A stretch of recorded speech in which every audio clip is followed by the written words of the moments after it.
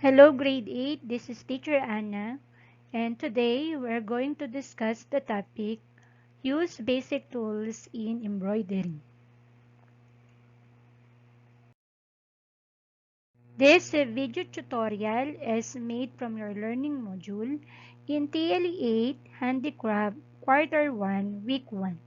So bring out your learning module and follow me in exploring the world of embroidery. Our objectives for this session are: number 1, identify the basic tools and materials in embroidery. Number 2, familiarize with the different embroidery stitches. Before the lesson, let's have some warm-up questions. I have here 2 questions for you to answer. Number 1, the only tools used in embroidery are needle and thread. Do you think the statement is true or false?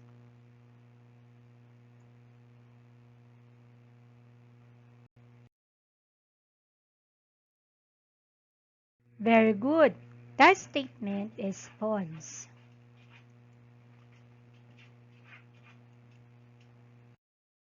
Next question, number 2. There are various embroidery stitches which you can choose from which you do embroidery work. Do you think the statement is true or false? Correct. That statement is true. Let us define embroidery.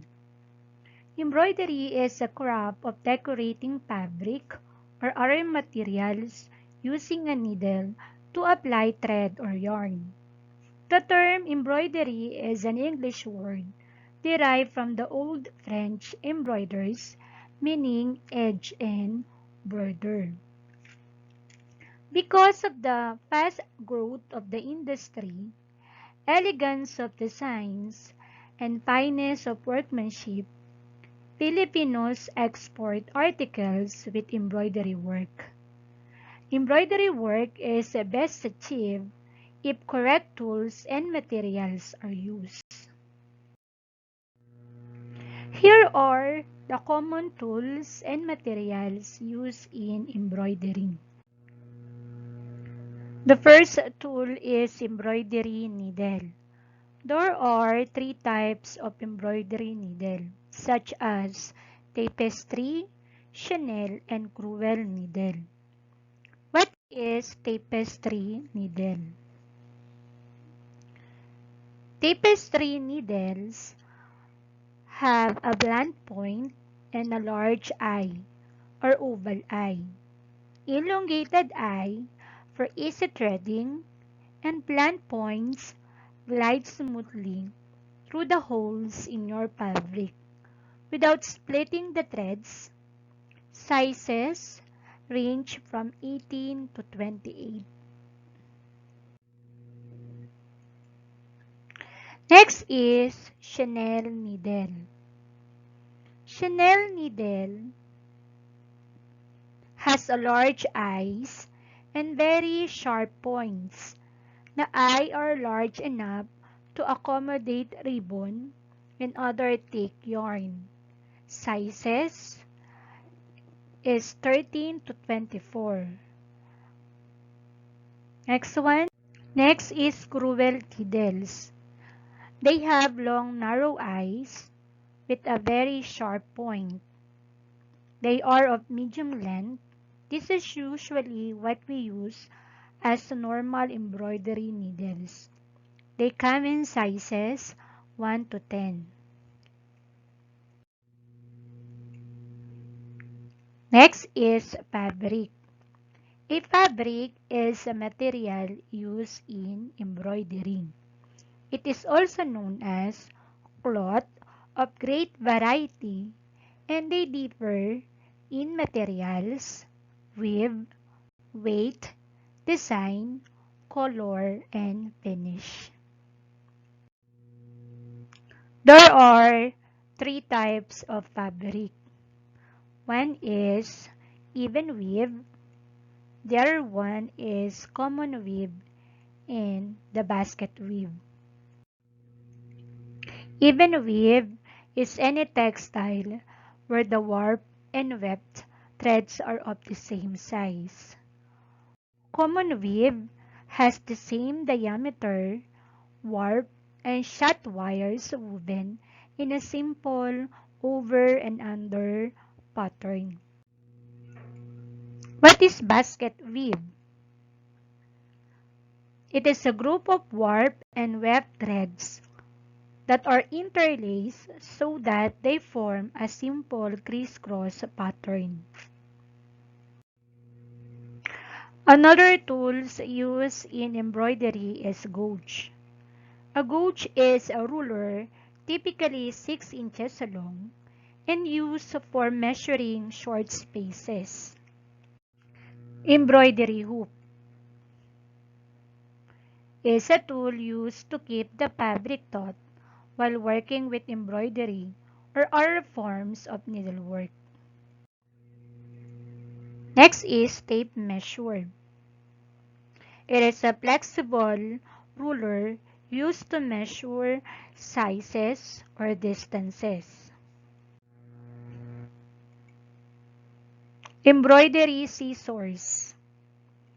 A special type scissors used to cut sewing thread or multiply embroidery thread and specially designed with long, thin, pointy tips to cut threads in tight areas accurately and with a clean, sharp cut.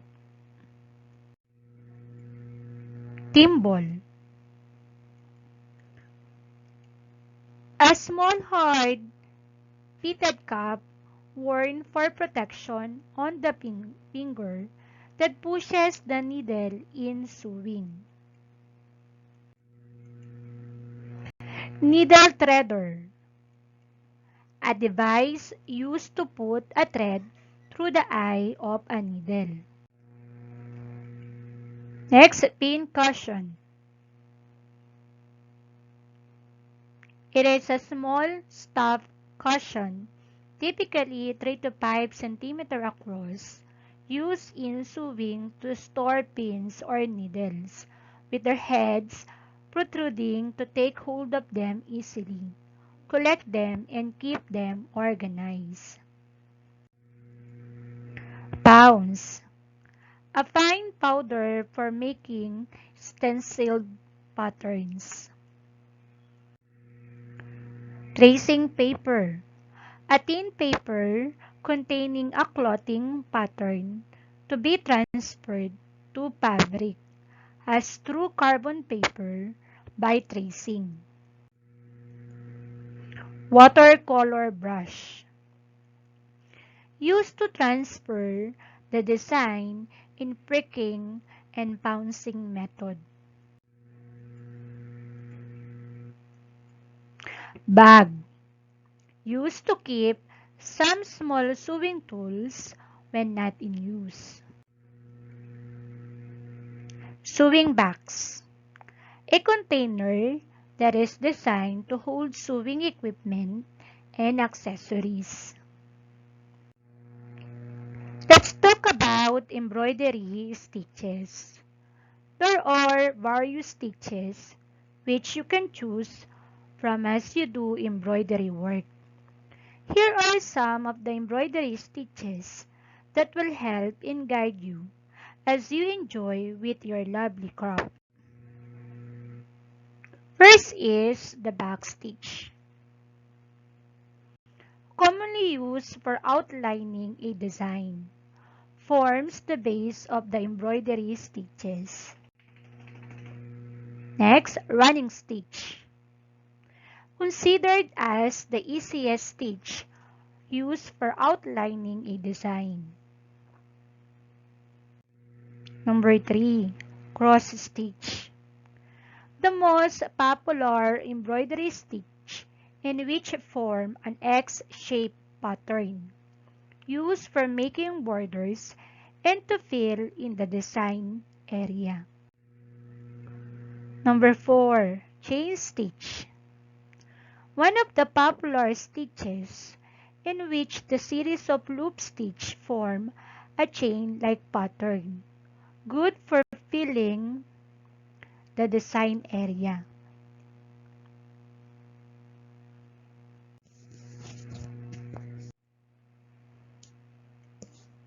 Seed stitch, also known as seeding stitch, rice grain, or isolated box stitch. It is used to fill in the design area. Next, satin stitch. Solid long straight stitches work very closely together, used to cover the design area. French knot stitch. A single detached stitch that is used to create the eyes of an embroidered face or center of a flower.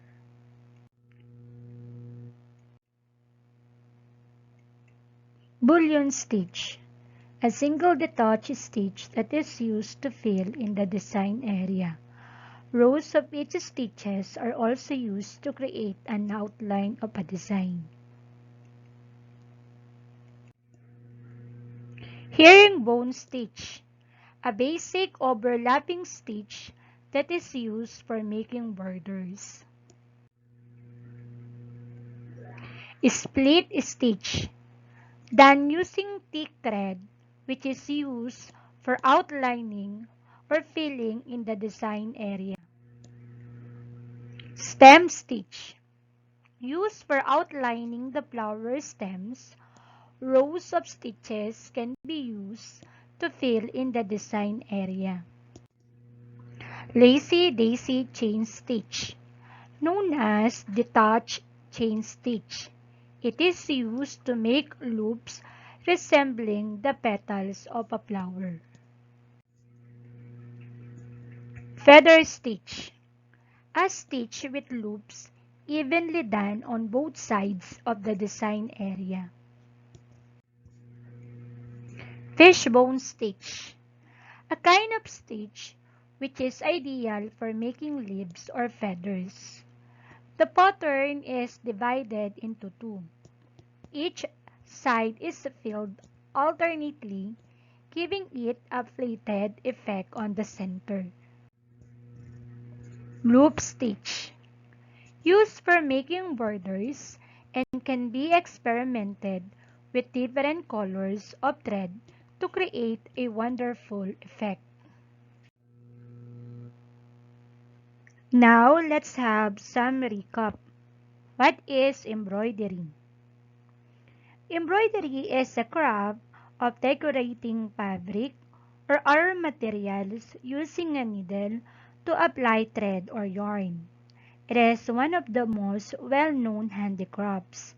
The handcrafted embroidery stitches catch the attention of many people because of its intricate details.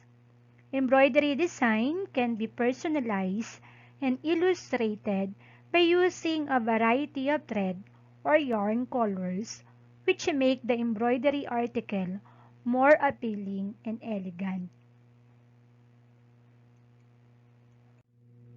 What are the common tools and materials needed in embroidery work?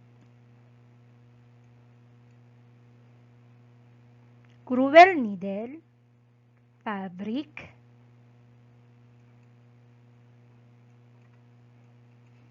gauge, embroidery hoop, tape measure, embroidery scissors, thimble, needle threader,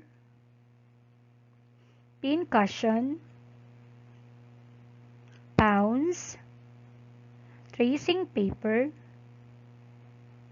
watercolor brush, bag, and sewing box. What are the different embroidery stitches? The different embroidery stitches are back stitch, running stitch, cross stitch, chain stitch, seed stitch, French knot, bullion, satin stitch, herringbone, split stitch, stem stitch, feather, lacy daisy chain, fishbone, and loop stitch. At this point, turn your learning module on activity part on page 5 to 6. Remember, avoid erasure. For activity number 1, directions, complete the word or group of words with the appropriate letter or letters to reveal the right tool or materials used in embroidery. For activity number 2, directions, name the following embroidery stitches. Okay, number 1, 2, 3, 4, 5, and 6. Number 7, 8, 9, and 10. I am giving you 10 minutes to finish the activities.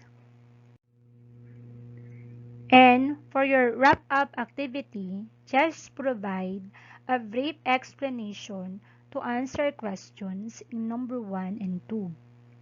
Number 1, what do you think are the reason why people do embroidery?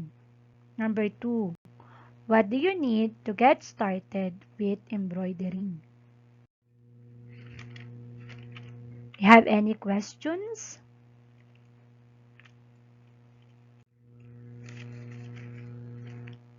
I hope you learned something today. If you have a questions or clarification regarding the topic we discussed, feel free to ask through text or call, or just post your questions in our official group chat.